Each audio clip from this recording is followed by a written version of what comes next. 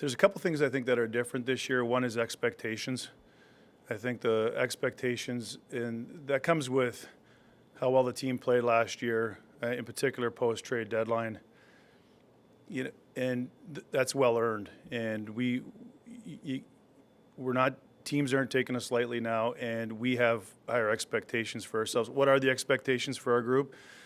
We talked about taking a step last year. We want to take another step this year.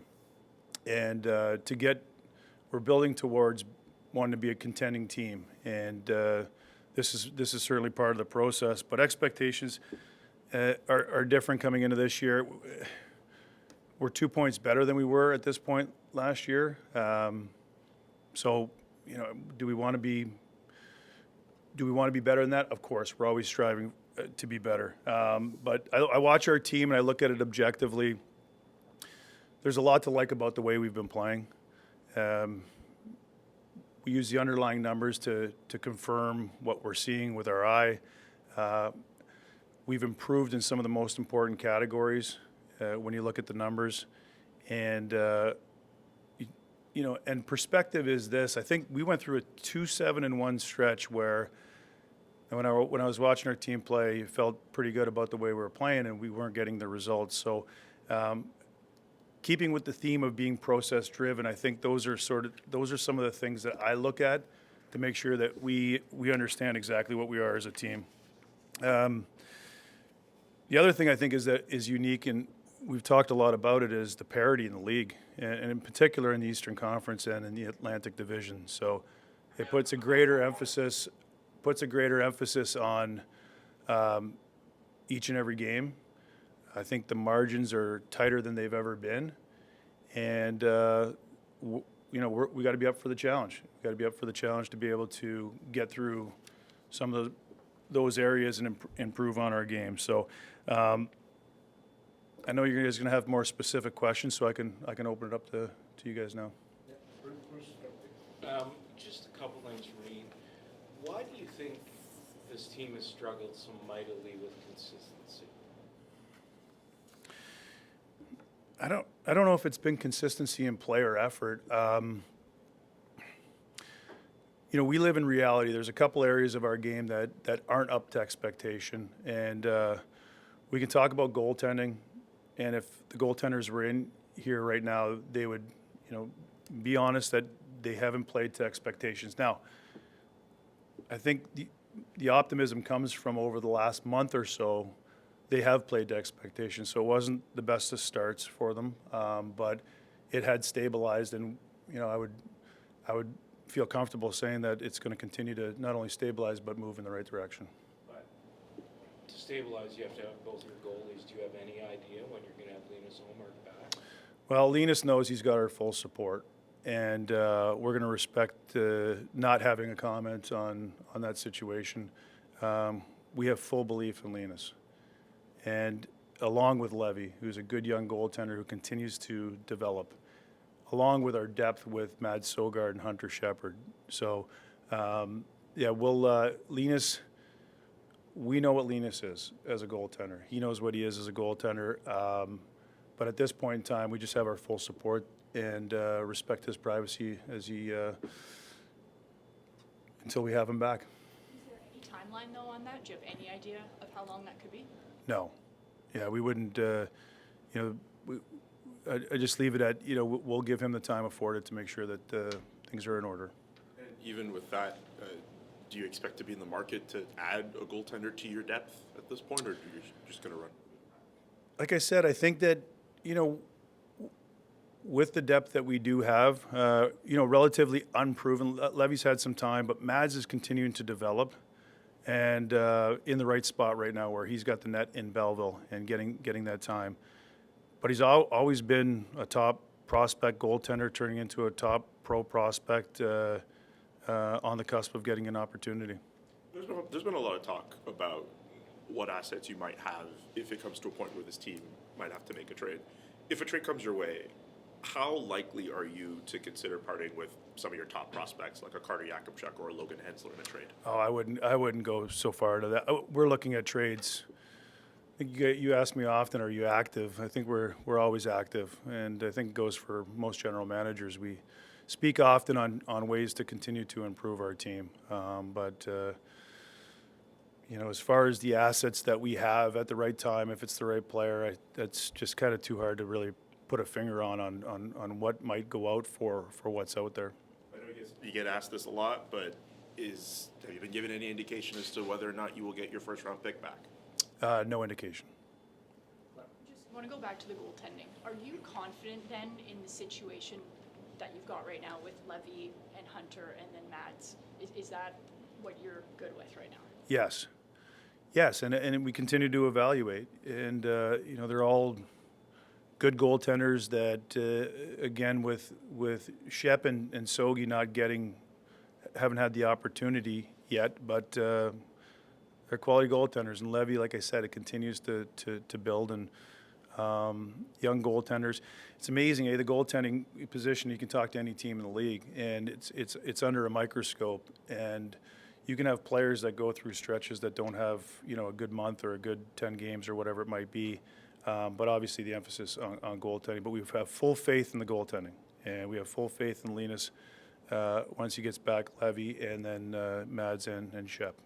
Just to follow up also on something you were saying earlier, the expectations of this group being different and the fact that you're 2 points ahead of where you were last year. When you look at the standings, though, and I know you mentioned the parity, is this where you thought you'd be in the standings? Because that's kind of what matters at the end of the day in terms of making the playoffs. Absolutely. No, I mean, could we be 5 points better? Watching our team play. Over 82 games, you hope that it levels out. If we play to that level over 82, you hope that would, we'd get back to the level that we were last year from a point total perspective. But we can't get wrapped up in looking at the standings. We have to stay focused on what we do on the day-to-day, which is, we've talked about being process-driven. And the expectation is we continue to take a step forward. And it's not, we have enough of a sample size as 39 games that we have taken a step forward in some of the most important categories. But certainly we hope it reflects in wins. We're going to get judged on wins and losses and where we end up in the standings. But the margins are so fine that you want to stay on top of these areas to continue to improve. But we're not where we want to be for sure from a point total perspective, but I don't think our game's far off. How does maybe, like you talked about wanting to take a step forward this year, what if you don't? How does that change the calculus of how you see this team moving forward, especially as you mentioned before, this is kind of your contention window the next couple of years? Well, I'll start with the contention window of the next couple of years. We'll contend when we're ready to contend, and I think that we're continuing to build towards that. I think that putting a timeline on when our contending window is, I think we have a good young team that continues to develop. And sorry for the first part of your question? I guess just like what's the calculus for you? Okay. Yeah, well, I mean, continue to evaluate and watch as the team moves forward. Now, I felt last year that there was an opportunity under sort of tight cap constraints to try and improve our team, lengthen our lineup, add a couple of players that are in our top six. If we're moving towards that, I'll be looking to do the exact same thing. And we're always looking to try and get better. And last year we had the opportunity to do that. We'll look at it again. I don't think that, to your point, I think what you're getting on is if the team doesn't get to a certain level, which direction we go. I mean, we'll continue to evaluate, but there's enough optimism with this group that I'm hopeful that we're looking at it in a different way. John? You talked about the margins being tighter than they've ever been before, which I think everyone in the league is experiencing. Are there areas of your game or maybe things that you can do that you feel you can just build a little bit, tip the scales and get on the right side of those margins? Have you identified areas of your game? Special teams. I think when you look at 5-on-5 play, it's so tight across the league. Teams are so prepared to play. The parity is incredible. I think mentally we've done a good job. The other thing that's becoming more clear in our league is the swings. You know, up 2 goals, down 2 goals, you're never really out of it. I think we've done a good job being able to stay level-headed and maintain our play. But certainly the margins in special teams, when I look at the underlying numbers, there's a lot of good in our game. Our defensive game is very strong. Our structure is great. The coaching has been, you know, holding our players accountable to winning hockey, and they've bought into it. So there's been a couple areas for sure that we'd look to improve in. You're a young team and you're growing. What have you seen from this team in the idea that last year they made the playoffs? How do you think they've handled the idea that, okay, you made it, now we're a playoff team, now we just keep building, and how hard that can be from year to year, and the work that needs to go into being right where you got to last year? I feel that they're game for it. I think that there's a mindset with this group that they want it. I would say, and I think I said to you guys after the 20-game mark, early on, we may have gotten away from that process-driven approach. And I'm not sure if it was the eagerness. They're a very coachable group. They're very motivated. And sometimes when you want it so bad, you know, you're not doing yourself any favors. And I think coming out of the gate, I was a little surprised. I think we didn't really play to our identity is probably the best way to describe it. I feel like we're getting closer to playing to our identity more consistently. You mentioned special teams. Your team's penalty kill has been a big talking point throughout this season. From where you're standing, what might need to change in order for it to kind of get out of the 31st place that it's in right now? Is it a question of an on-ice adjustment? Is it a question of adding a penalty killer? Is it something that might have to be done with your coaching staff? How do you see it? All of that's in discussion. I'm in and around the coaches' room. I see how hard they work, and it's not just on one coach. Like, they all work together on all these areas. They've recognized that it's an area that needs to improve. There's no panic in it. We go through a process to try and find ways, whether it's personnel, who's playing where, defense pairings, how we deploy them. All of that comes in. I think from a structure perspective, I think most of the league plays it the same way we do. Now, we just have to execute better. Certainly, we live in reality. Our penalty kill hasn't been good enough, but it's not like there hasn't been adjustments along the way. It's seen a little bit of an improvement in that area, and you don't want to make it a thing as well. I think the players that go out there for the penalty kill take a ton of pride in it, and I'm hoping with some of the adjustments that we've made and some confidence, you get on the other side of it. And momentum's an interesting thing, and it goes for 5-on-5 player, power player, penalty kill, and we're hoping we have some positive nights and we can continue to improve. Just a couple things. After 20 games, you were here and you said, you know, in the first 20 games you pissed away points. Do you feel like that trend has continued, though, in the last 20 games? I mean, the 2-7-2 stretch that we played really well, yeah, you'd hope that you get, you know, a few more points, but we can't look back on it. We got to continue to move forward. If we're 5 points better right now, how much better do we feel about it? You know, you'd hope again over 82 that with the consistent effort that our group puts in, improvement in some of those areas that comes back to us. And you got to believe that some of the things that I see as I watch and what we're reading as well as far as tracking our team, that it gets to that level. How are you finding the trade market right now? Because it's kind of a unique year, Stephen, that we're 34 days from the Olympic break, and then you're going to come back and you're going to have like 10 days to the trade deadline.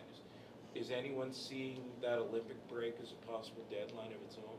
I would say, and I'd add, Bruce, that with the standings being so tight, I think that puts, you know, another variable into how the conversations are going to go.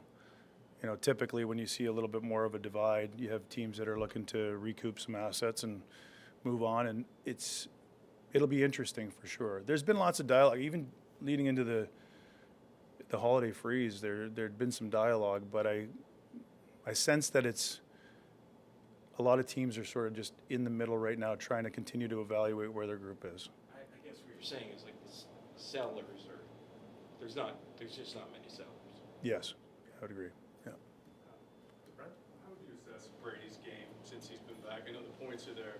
He's the heartbeat. He just doesn't seem to be where his game's normally at. Well, I don't feel like that's fair to cherry pick on, one player or another. Like we all go through, we talked about players go through stretches where, they're not on their game. Brady, we know what Brady means to our team. And, we know what he's all about and what he brings to our group. So to bring up one player specifically, I don't think that's right. There's plenty of players that if it was 10 games ago, you could have brought them up as well. And we've had players that have now turned the corner that were being, had questions on them. So I don't think it's fair. I would put it that way. He missed 20 games, so that's a huge stretch. He's the captain. He's the heartbeat of your team. So the way he plays is how he carries your team. That's why the question becomes more relevant on him. Yeah, but we have other players on the team that when, one of our players isn't maybe at the top of his game, but we could, at any point in the season, we could come up here after every 5 games and you could come up and talk to me about a certain player that maybe isn't at the top of his game. Brady is what he is for our group. And, whether he's getting points or not, he brings it for our group. Now, I think that as a group, we've played well enough to continue to win games. And if we can get to some of these areas that we need to improve on, I feel like this group can turn the corner. And let's be honest, like I think I saw a graphic on one of the broadcasts, and they went through after every game. They showed our division. I watched the teams move around, and it was, teams moving up 3 or 4 spots. And you get on the right side of it for a few games, and things change. How do you feel about your team's defensive depth at this point? We know that earlier in the year you lost Donovan Zabrango on waivers, and that hurt your team a little bit, but also the rotation of getting guys in like Jordan Spence and Jensen's health as well. How would you assess how the defense has been and how your depth stacks up? Good. Yeah, I mean, losing Sabrango, bringing in Gilbert for depth on the left side. Jordan Donovan continues to develop as a potential call-up for us as well. Carter Yakimchuk, unfortunately, is injured. Nothing too serious, but we probably would have seen him by now. He's continued to impress and round out his game in the American League with Belleville. Yeah, I feel good. I mean, when you have Jake Sanderson and Thomas Chabot, you have the top guys, and you can continue to bring in like the guys who can play alongside them, and then with our bottom pair, I feel good about our depth. Do you feel that Nick Jensen might have maybe rushed a little bit too early with what he had? Possibly. Like I think you saw Jensen's game. It was interesting when Jensen's game hit full stride and he was back to being Jens. Was probably the timeline that we had originally had thought. But credit to him that he had come back and pushed, and he wanted to be here for his teammates. Do you think if your goaltending and your penalty kills improve just even a little bit, like that you're still in it with the numbers you have is remarkable. If they improve just a little bit, might it be fairly easy to make the playoffs? Yes. I mean, I think that's pretty clear. Like, we live in reality. When we look at it, we watch it, we look at the numbers, that's really, and we have faith that both of them can improve. When you acquired Jordan Spence at the draft, what did you envision his role for this team? Well, I think a little bit had to do with Nick's injury, but probably the role that he has now. Very versatile, can play up and down your deep pairings. Very good puck mover. Very good going back for pucks and breaking pucks out. So I think exactly what we had seen. Now, I know it didn't sort of meld in perfectly at the beginning because Nick was back and we had the depth, and it's harder on the player, but it's a good problem to have for a team where you know that you have NHL players that can step in. How do you maybe reflect on this organization's amateur scouting in the past 2 years? You have 2 drafts under your belt. Obviously, we see the kind of players developing. Like, how do you reflect on your draft so far? Positively. I think when you look at some of the players that, a couple players that we picked in the 4th round that look like they're real players, that's hard to do. So I think that, and there's no science to it. The draft it comes with we do the best that we can to, build a profile on the player and make a decision. And then it's up to us to continue to develop them. That's why Belleville's so important. So the player that we draft is one thing. The scouts have to go and identify them. And then we have a big job to make sure that we put them in the right environment so they can develop. What are your thoughts about how Belleville's season has been going on? Obviously, there was a big coaching change with David Bell being out and Andrew Campbell being in, and Carter Jakubczyk's development. He's injured now. But how would you assess what's going on in the AHL? Well, a big part of my job is to make sure that the environment is right. And so Belleville continued to take a step from the beginning year and has taken a big step forward in that regard. That environment has to be right for us to be able to nurture and develop players. And we continue to get better from day one when I got here. First time I met you, all of you, we were talking about all the different areas that needed to improve within the organization. We can look back and feel good about a lot of that. Now we talk about the day-to-day, we talk about the points and the standings and where we want to be, but I think when you start to reflect sort of on the longer-term vision, including Belleville, it's taken a step in the right direction. It's critical that we make sure that environment is right, that we can develop our players. Are you looking to add another coach in Belleville as an assistant to Andrew? I'm comfortable with where it's at right now, and Matt Turk's on it on the day-to-day. So we feel good about where we're at. We'll continue to evaluate like anywhere, and if they need some more support. Sam Gagne is on staff, and Sam has been a big support, not only on player development, but also with the coaches, and has been on the bench for them down there as well. He's an incredible resource. Played there, knows the players, incredible career, bright young hockey mind. Does that general comfort extend to your coaching staff at the NHL level as well? No issues with my coaching staff here. Maybe the hardest, most cohesive group that I've seen. Like it's impressive. I wish you guys could see it. Like the amount of work, the passion, the commitment, the dedication, the understanding, the way Travis has included all the coaches, it's as good as it gets from what I've seen, and no issues there. I know it's probably up to the coaching staff to relay that, but for you at this point in the season, what would management's overarching message be to your players? Continue to stay with it. Continue to stay with it to be able to take that next step. Like the margins, I think, like everything that we've talked about, we feel like we're close, but in this league, you cannot take that for granted at all. The emphasis on every given night is, it feels like. It feels every game. The emphasis on each and every game now this year, I think has never been highlighted with the parity that we have. So, improvement in some of the areas. The margins are very tight, so make sure you're prepared for every game. Condensed schedule. Look after yourselves. I think leading into the Olympic break, I think we've taken a lot of time on rest and recovery as well in a year like this, and those are the margins. Like if we're looking at every single detail to try and make sure that we're prepared. How do you feel Fabian Zetterlund has filled the role of adding scoring for this group to this point? Yeah, the one thing about even when he wasn't scoring, he was bringing. He's got a fallback game, which is always comforting. He's in on the forecheck. He's heavy. He's got great speed.